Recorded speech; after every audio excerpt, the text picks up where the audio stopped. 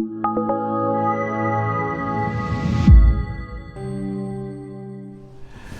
am making Parsha tonight. My topic, I've been stuck on names for a while.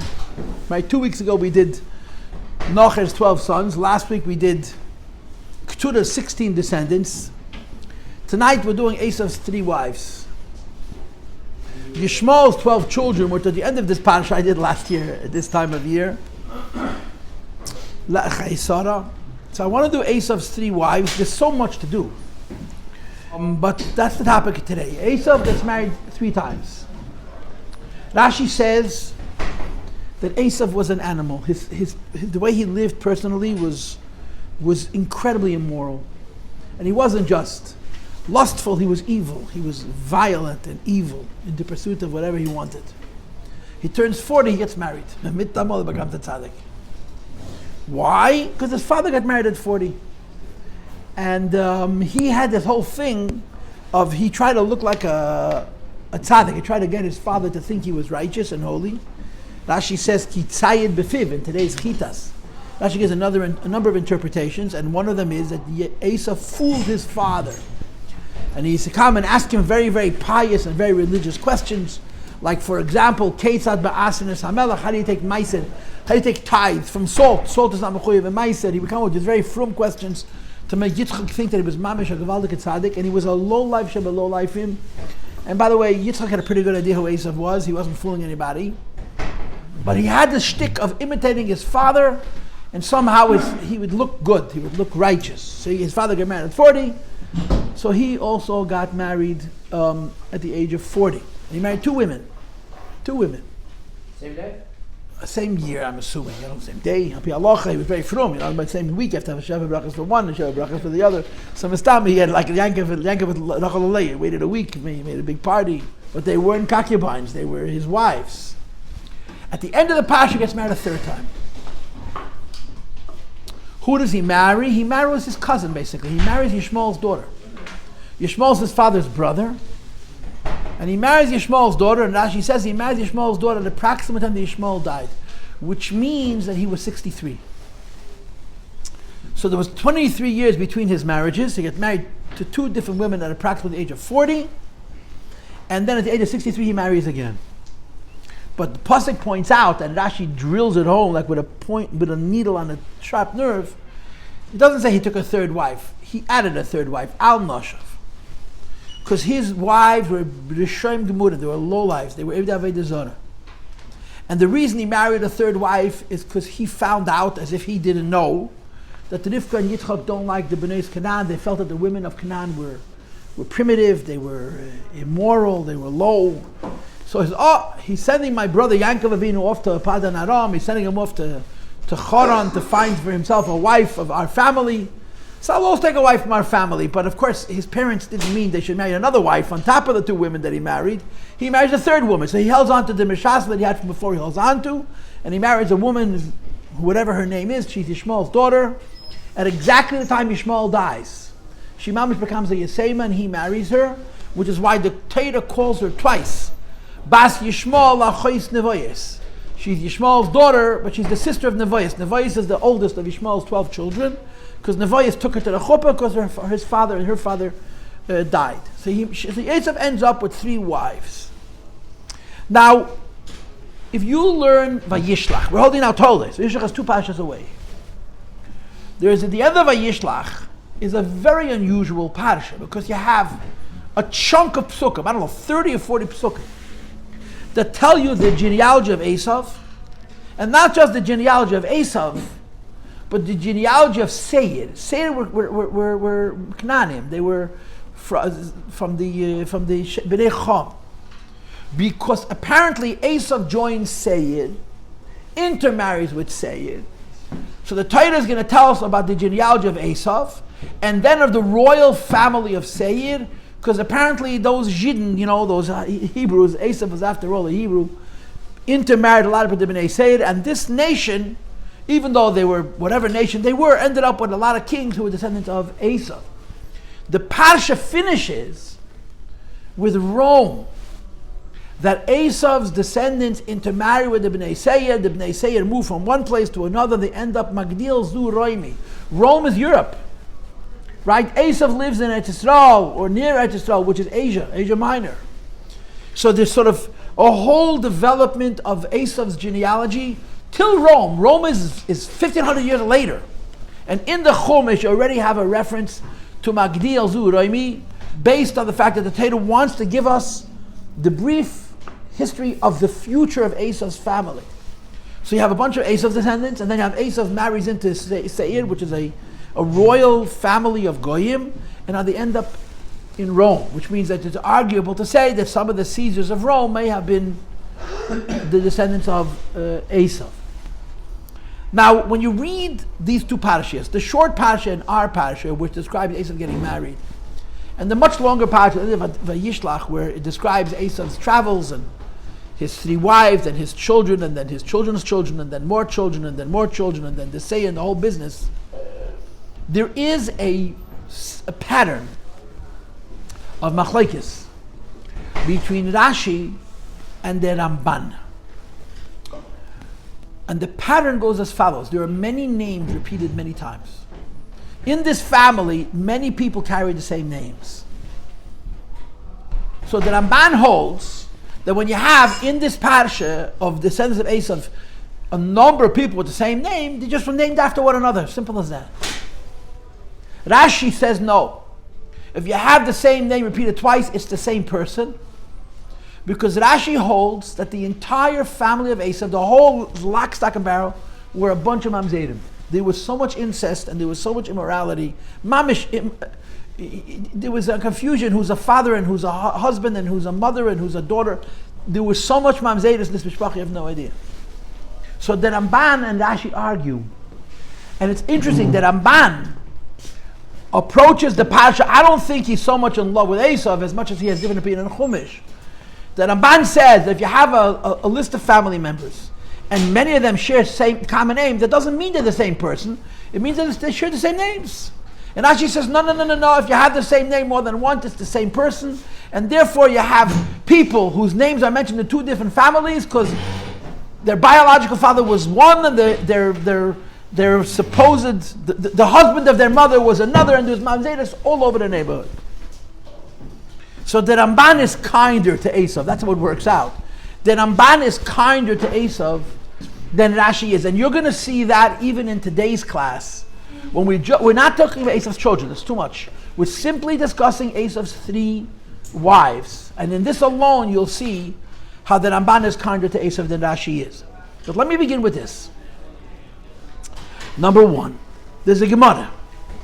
A Masechta Soita. I guess I'll say it up front, even though this is very controversial. There is a personality in the Shas whose name is Oisei Ha'ish. That man. And that man is presumed to be Yoshke. In many prints of the Shas, the reference to Oisei Ha'ish is deleted. If you have a Masechta Soita, Daf Mem Zayin, you'll notice that the page is very, very small because a bunch of lines were cut out of the printed Gemaras because there's a story about Oisei Ha'ish. And there's a few Gemaras in Shas about Oisei Ha'ish, and in many prints of Shas they take it out. More recently, that we don't have censorship anymore, these passages are being put back into the Gemara. And there's a Gemara about Oisei Ha'ish that he was a Talmud of Rabbi Yeshua ben Prachya. And the Ramban, by the way, in his Sefer HaVikuach, which he calls Mechamas Hashem, discusses this. According to the Christian calendar, Yoshke lived about 2,000 years ago. Right? The Churban Beis HaMikdash was year 68 or 69 or 70, depending on who you look at, after the Common Era, which means Yoshke lived 70 years before the Churban. If Yoshke was a Talmud of Yeshua ben Prachya, he lived 200 years before the Churban. So in other words, their calendar is, we're holding now 2022 or 23. The Ramban says they really should be 2200 and change. There's a big confusion. I had an uncle who was a historian, and there were 3 or 4 different Yoshkes. The Ramban holds conclusively that Oisei Ish with the Talmud, the Gemara, and himself the Satan. The Talmud of Yeshua ben Prachya, this is Yeshua Noitzri, yes. And he brings it. The same one that the Christians believe. Right, because he has a debate with this man who's trying to prove that the Mashiach and Yisrael's Yoshke, he said it was 200 years earlier. Okay, now, the story in the Gemara which is taken out is that they were in some kind of a hotel, and the woman was very attractive, very pretty. And Rabbi Shimon ben Bracha was one of the Zugis. He was the greatest Tanoim. And he was with his students. And Oisei Ish observes out loud how pretty she is. And it was considered incredibly inappropriate. It was considered very, very vulgar, very unedel, very chutzpahdik. So Rabbi Yeshua ben Prachia says, you must be a mamzer. You must be illegitimate, right? Right? The opposite of immaculate conception is illegitimate conception. And Rabbi Yeshua ben Prachia says, you must be a mamzer. And the Gemara says, Loik Yeshua ben Prachia, shedachakai, lo'ois ya'ish ba'amas abinyan. He's very insulted. Yoshke is very insulted by his teacher's observation that he's a mamzer. Why is he a mamzer? Because he saw a beautiful woman and he said that she's pretty. The basis for this statement is that he spoke in a vulgar, in an unsneous, in a chutzpah, unsneous way, an unrefined way. Rabbi Yeshua ben Prachia called him mamzer, which is true. I don't know how else to say it, but that's the mitzvahs. Why am I? Of course, Yoshke leaves. And then the rest is history. We don't have a good history of Yoshke. There's a book that was written in the Middle Ages, which is called Yeshua Noitzri, which is presumed by all experts to be a Baba Maisa, that was made up by Jews in the Middle Ages so the Jewish kids shouldn't feel so worn down by the Christian anti-Semitism. But it's printed in the Eisav Kuchen from Eisenstein. It's a sefer called Yeshua Noitzri. It's presumed, that at least Eisenstein holds, that it's not based on historical fact. It was made by people to give Jewish kids something to feel good about and during a very difficult time in their history. So we don't have much of a record on Yoshke. There's a few references in the Gemara, but quite few. It's not a lot. There's not a lot. There's much less than you think on Yoshke in the Shas. What about non-Jewish? There's a ton. But the question is how credible it is. There's the Bris Chadasha they have, right? I don't want to say Bris Chadasha in English. But the question is how close to when he lived was it written? And how, a lot of the history was written hundreds of years after the people they're writing about historically lived. So is it a historical record or not? But okay, we're not having a discussion. I only brought up Yoshke to make one point. That there's a presumption in Torah that a chotzuf is a mamzer. A person who is exceptionally vulgar and unrefined, there's something wrong with his yichus. And there's a Gemara also that says that people are bali machlokes. People who always seem to get into fights with people, always politics, always stirring the pot. There's a presumption about those people as well that they have a shaykhs to mamzeres. You know, you are not a judge and I am not a judge, but yeah. Who's going to decide? We're either all chutzpahniks, none of us are chutzpahniks, but the concept is it's a constant. The presumption that a person whose yichus is not edel is going to have a chutzpah and you have machlokes. There's another Gemara on a different issue but very related about the Nesinim, that in the times of David HaMelech, it's a tragic story. It's a terribly tragic story. And they killed. There was a Shaul HaMelech was chasing David, who was his son-in-law, and he wanted to kill him. But David ran for his life, and he came to a city called Noiv, and the people didn't know. They didn't have emails. They didn't have WhatsApp. They didn't have. No one told them that David is a wanted man, is a marked man. So they brought him. He was the king's prince, king's son-in-law. He was considered the favorite of the Jewish people. They fed him and they clothed him. They even gave him a weapon, which was like the biggest aved in the world. And Shaul is so furious, he kills out the entire city, wipes everybody out, man, woman, and child. And it was a city full of kohanim, full of the priests. Noiv and kohanim. Isn't there only one claim that survived or something? It was like one claim survived or something? Whatever the details are, the little details are not important. But in that city, there were also gerim. Because there was a story that goes back to the times of Moshe Rabbeinu and according to the times of Yeshua, where certain converts fooled the Jews. They came to the Jewish people with a false pretense, and they got us to make a covenant with them on the false pretenses. So we allowed them to become Jews. We didn't kill them, but we made them servants for the Beis HaMikdash. They're called Nesinim. They were given to the Beis HaMikdash in service to the Beis HaMikdash. They're what we call Sheyev, Meimecha, Chet V'Tzecha, the water carriers and the wood choppers. And when Shaul killed Noiv and HaKoyanim, he killed 8 members of the Nesinim. Consequent of that, there was a Magefa. There was a plague. Jews were dying. Hundreds of Jews a day. And David couldn't figure out where it was coming from, and it was eating him up. And he asked in the Urim V'Tumim, and there are two explanations that are brought. One is that David HaMelech had made a census. He counted Jews without using Machzas HaShekel, by counting heads, which you're not supposed to do. And the other is because they killed 8 Nesinim. They killed 8 of these Gadim. And that this family is distraught. They're so broken over the fact that 8 of their family were killed by the king himself. That their pain, that their anger, their protest, and the Eibishter has a special sensitivity to the voice of Gadim, of converts, and Jews were dying. So David HaMelech came to these Nesinim and asked them to forgive. It was a long time after. Shaul killed them, and David was a king. It's many years later. It's not 100 years later, but it was a dozen years later. It wasn't the next day. And David came to these Nesinim and he said, please forgive the Jewish people. And they said, of course we'll forgive the Jewish people. You give us 8 of Shaul's children. We'll do to them what we did to our cousins, and we'll forgive. And David said, why would you want to do that? How's that going to help you? Did you bring your relatives back? And there was a whole negotiation, and they refused to give in. And Jews are dying every day in a Magefa. And David HaMelech made a goydel. This goydel is very, very controversial. There's all kinds of questions about whether he included certain members of the family who he favored or he didn't include them. It gets very, very sensitive in the Gemara. And he took 8 members of Shaul's family and he gave them to the Nesinim and they hung them. They killed them in vengeance. And the Magefa stopped. So David said that the Nesinim are Surim Lavi B'Kol. They're not allowed to marry Jews. Huh? All of this is against Torah. You don't want to do any of this. That's a presumption on your part. It's against the power of most Jews. No, I'm saying David to send people to die. Kings have, it was Urim V'Tumim, it was Ruach HaKodesh. He was the king. David? Yeah, when he had those 8 men killed, he was the king. He had that authority. What Shaul did, and it all came from a Lashon Hara. A guy named Doeg came and told Shaul. If Doeg wouldn't tell Shaul, Shaul wouldn't know. And we blame it all on Doeg. Doeg was a Gadol B'Yisrael. He was a big B'Machlokes. So these Gadim, who until that point were regular Gadim, a regular convert, a male convert can marry a Bas Kohen. Because the Bas Kohen doesn't have Kohun. A female convert cannot marry a Kohen, but the daughter of a female convert, it's a little bit tricky, can marry a Kohen.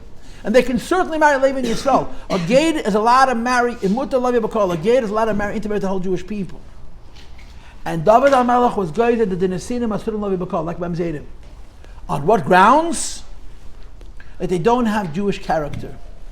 Because Jewish character is Rachmanis, Baishanis, and Gemilas Chasadim. That means compassion, and kindness, and bashfulness.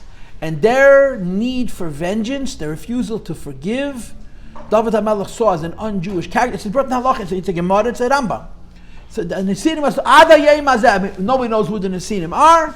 The Asara Yuchn Olam Ibavel, one of the 10 categories called Nesinim. They were Gedei Tzedek, completely righteous converts. They're not Mamzedim at all. They're legitimate Jews, but the Surim Lavi B'Kol because of this story.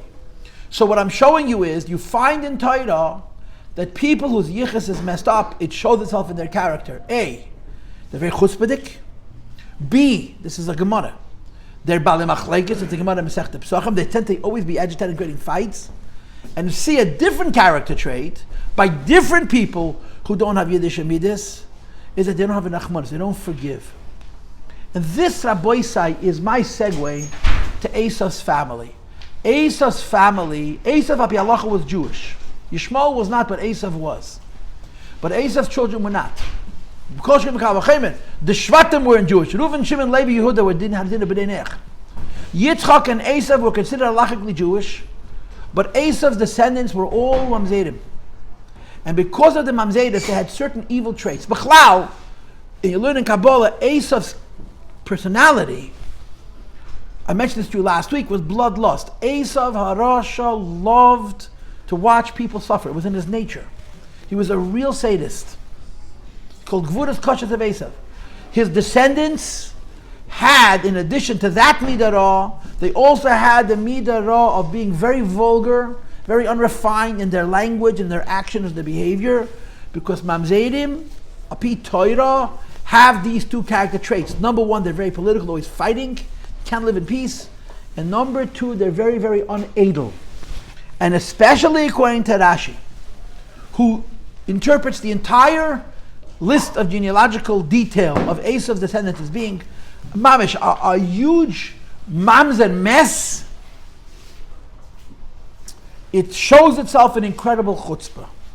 I just want to give you one example, which is mamish painful to me. It's mamish painful to me. It really is painful to me. And it shows you what happens when tzaddikim fall. Eisav had a son named Eliphaz. Rashi says, Eliphaz grew up in Yitzchak's house. And Eliphaz developed a Jewish sensitivity. Eisav sent Eliphaz to kill, remember that? Eisav sent Eliphaz to kill Yankov. And Eliphaz catches up to Yankov and says, listen, I got to kill you. My father told me I should kill you. So Yankov says, take all my wealth.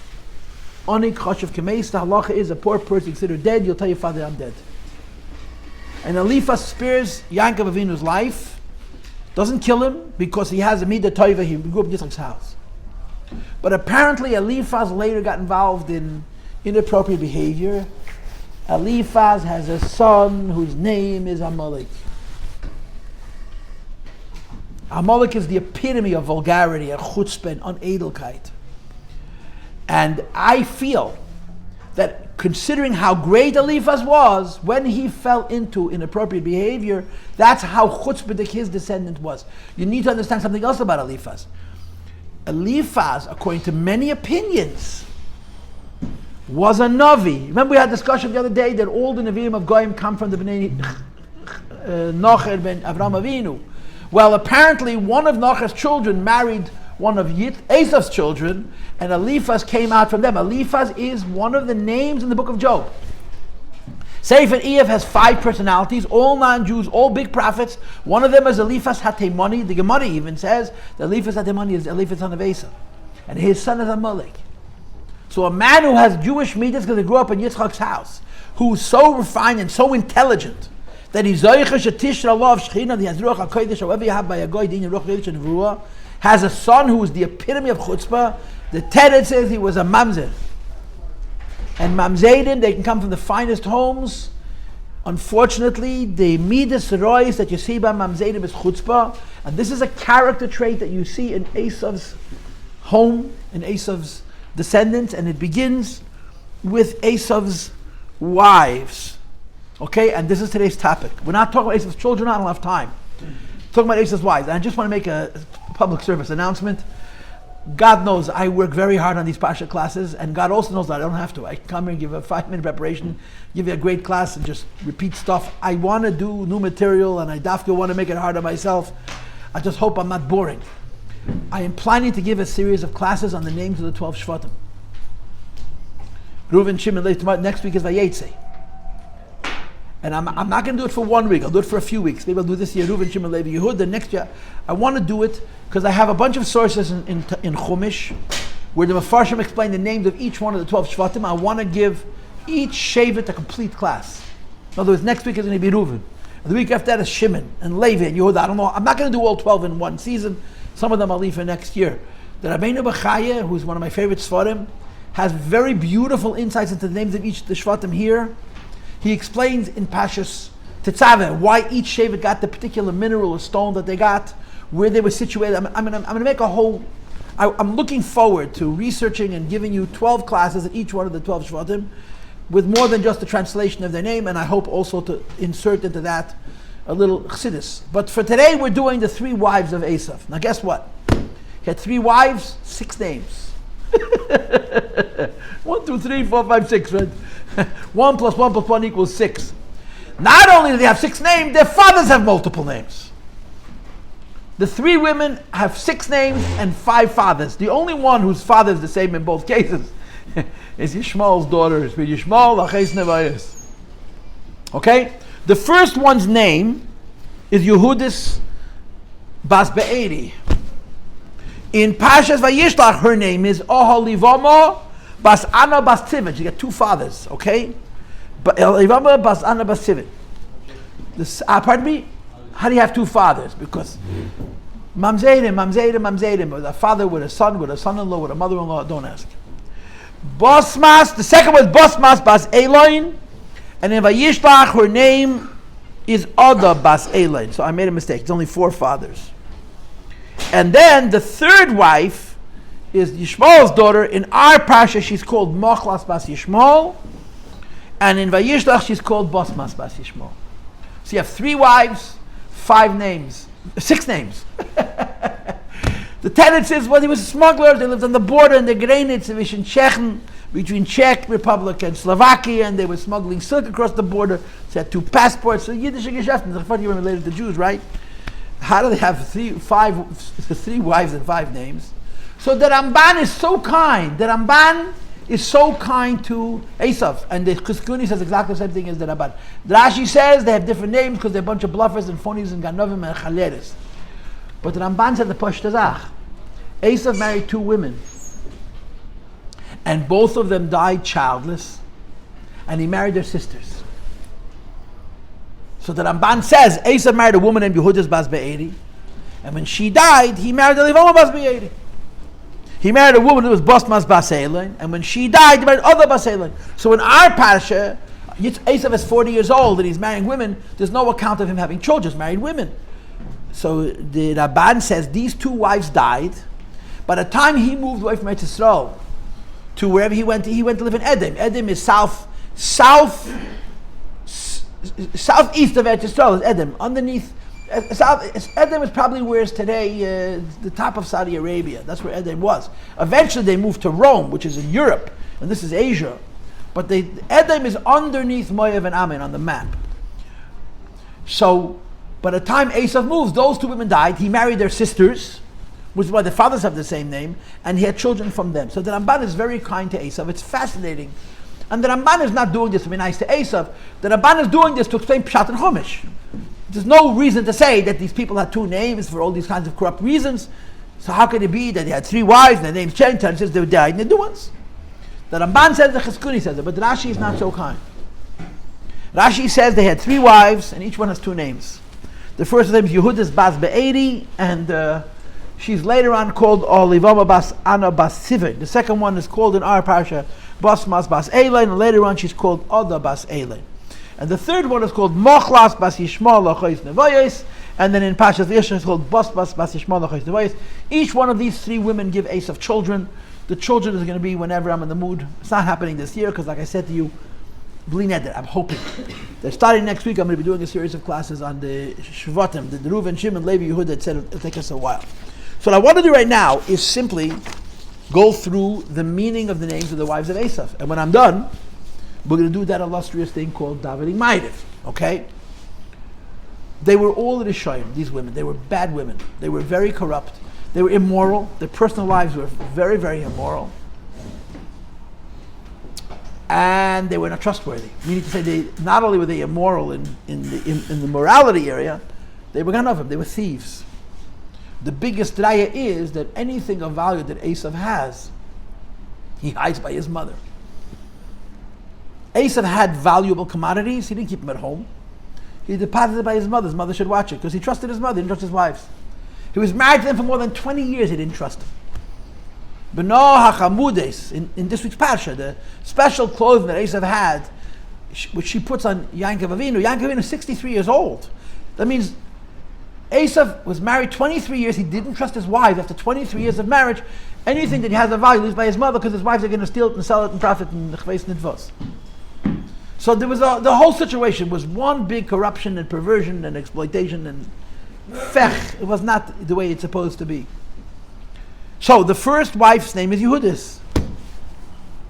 Yehudis is a beautiful name. In the Gemara, the name Yehudi, and therefore them Yehudis means HaKoifer B'Avodah Zarah, one of nice idol worship. So Eisav takes a shiksa from Canaan, who are considered particularly immoral, and he chooses the father. Her name is Yehudis.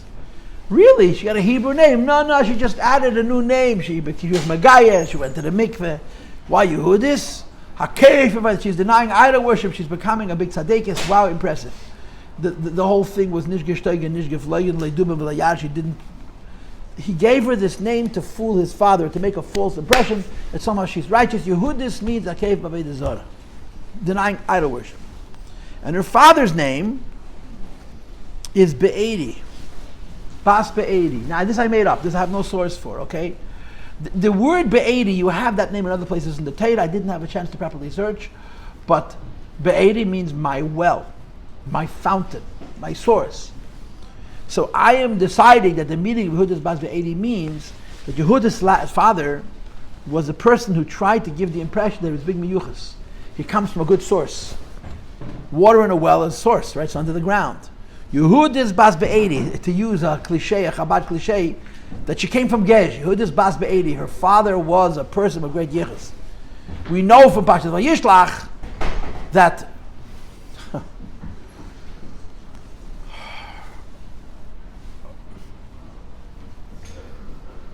she had two fathers, Bas Siv and Bas Anah. It was a mess.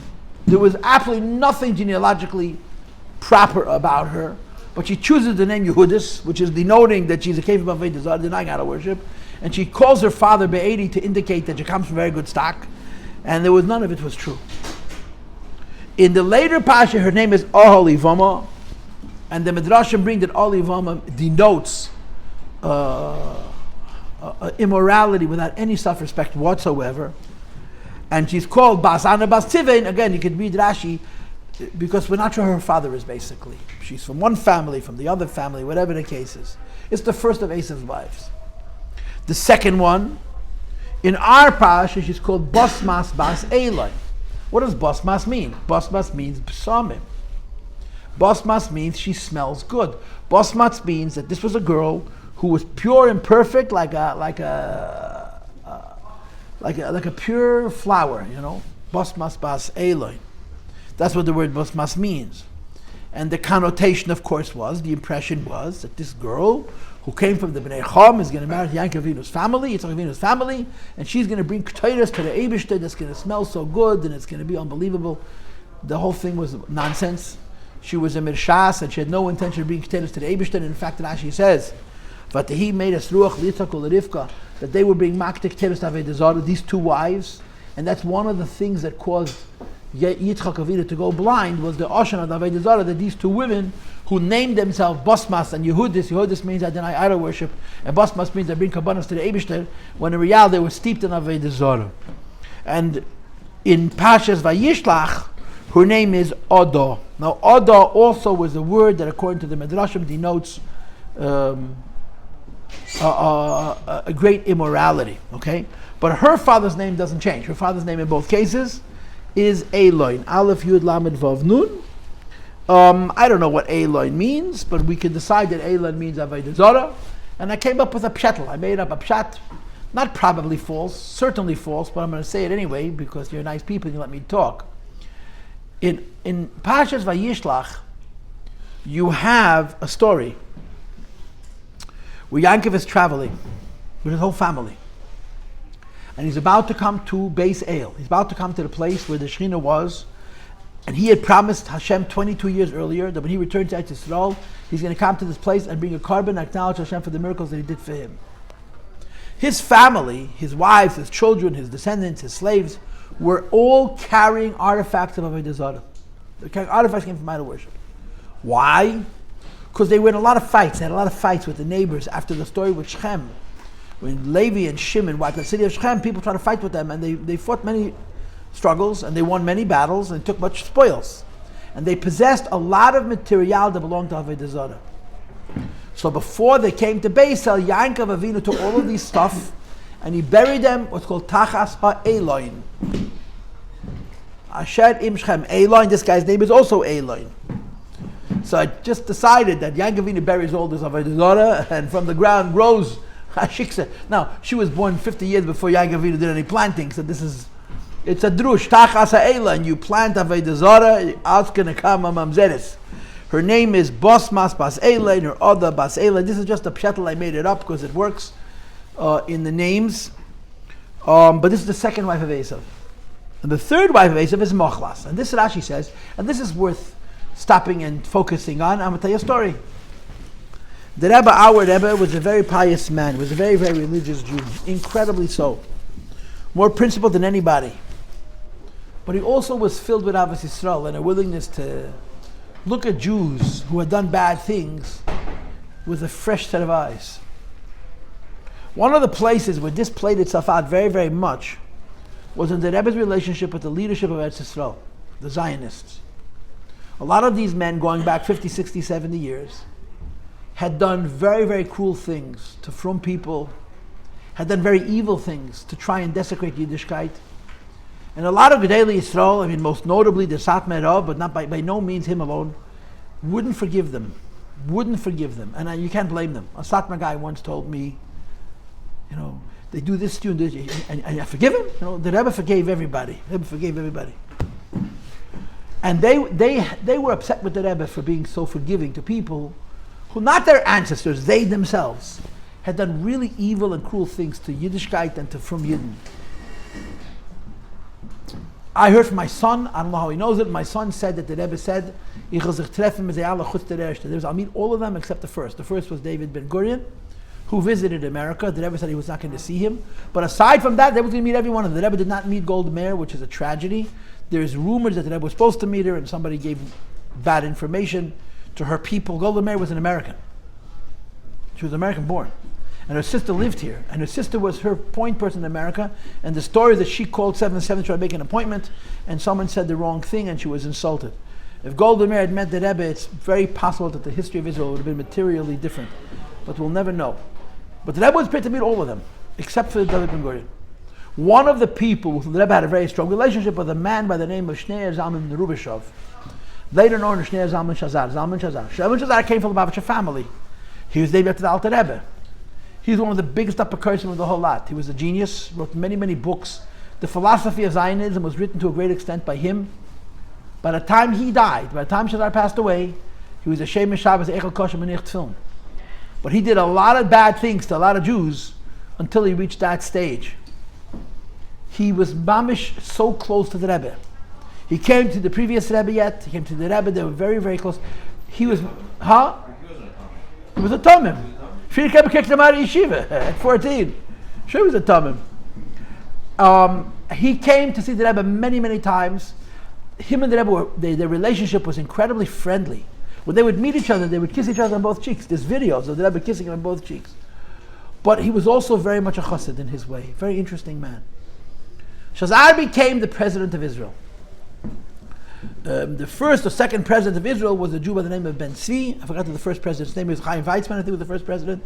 President in Israel is not like the prime minister. President in Israel is like the Queen of England. They have no real power. It's just a position of honor. And Ben Gurion came to Shazar and said, I want you to be president because you could be seen walking in the street holding Daled Minim. This big apocators wanted someone who could hold a lulav. And he encouraged Shazar to become president. Shazar didn't want to. Because if he becomes president, he leaves politics. Becoming a president means you become a figurehead. It means you have no power. Shazar was one of the most important people in the government. He was the Minister of Education, which is a very powerful position. And he didn't want to become president because it's a formality, it's just a show. The Rebbe encouraged him to take the job. And he became the president. He served 2 terms.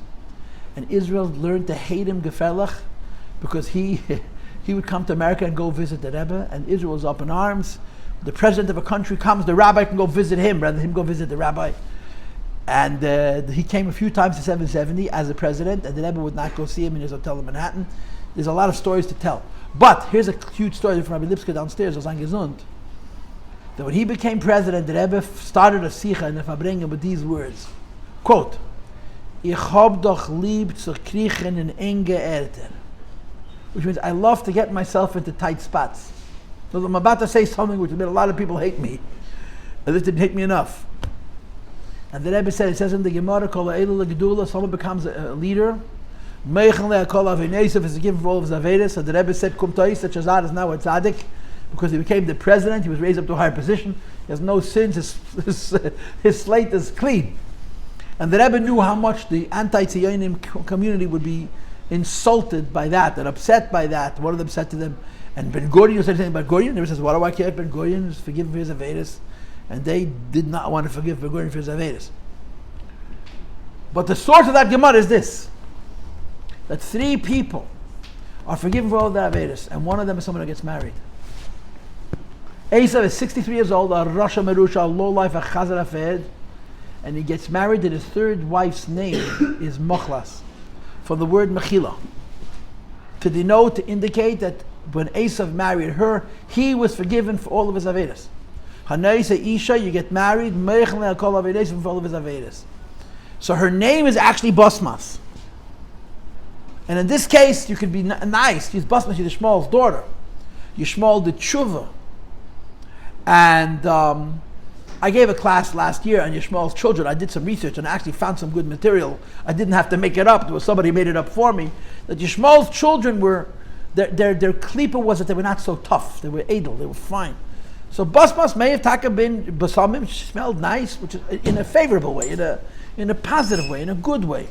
She's called Mochlas to indicate that when Eisav marries her, Eisav was forgiven for all of his averos, because Kol Hanesi Isha Mechel and Kol Havei Eisav, which is fascinating.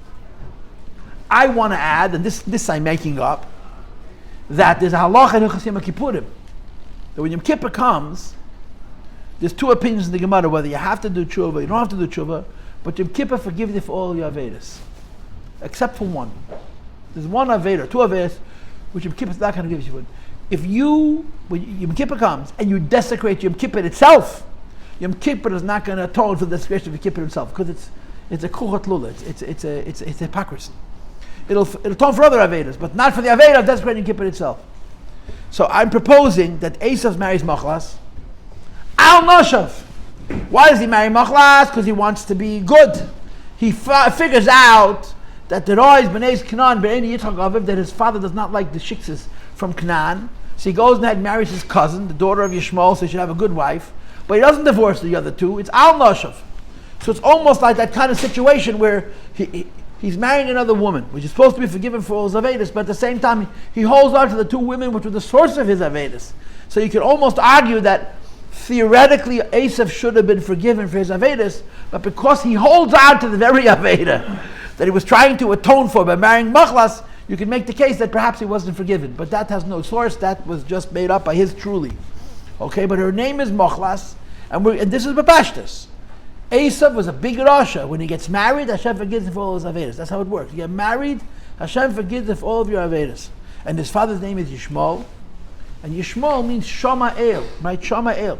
The Pashat of Shama'el is that the Eibishter heard Hagar's crying. Remember that? Hagar was crying when Yishmael was dying, Yishmael Elokim, right? But we could translate Shama'el differently, that Yishmael's relationship with the Eibishter is like someone who hears, but doesn't see. Not Yishmael that Hashem heard Hagar's cries, but the personality of Yishmael was someone who hears, which means he's a big philosopher, he understands well, but he doesn't have a relation with the Eibishter, which is called seeing. And Machlas Bas Yishmael, this girl, her father was a smart guy, he understood the Eibishter well, but it was only on the Madrega of Shmiya, he heard and understood. It wasn't on the Madrega of Ri, he didn't see and he didn't experience. And even when you're that close to God, but if the relationship with the Eibishter is based only on what you understand, it's not based on Ruach HaKodesh, then your children are not necessarily going to be tzaddikim. As was the case, she was not considered a particularly righteous woman. And her brother's name is Nevoyas. And Nevoyas I spoke about last year. I took up my notes to look at what I said last year about Nevoyas, and I discovered I had to make it up also. Nevoyas is from the word nifsasayim, which means to speak, like nevuah. Achei Nevoyas. She's Yishmael's daughter. She's the sister of Nevoyas. Nevoyas means to speak. You can translate this in a variety of different ways. But however we're going to translate it, we're going to argue that Nevoyas was a good guy in a limited way. And beyond that, he wasn't so good. And that's why Machlas or Basmas was not so good. So to summarize and include tonight's class, Eisav marries 3 women. The 3rd one was a cousin. Mamish a cousin. A first cousin.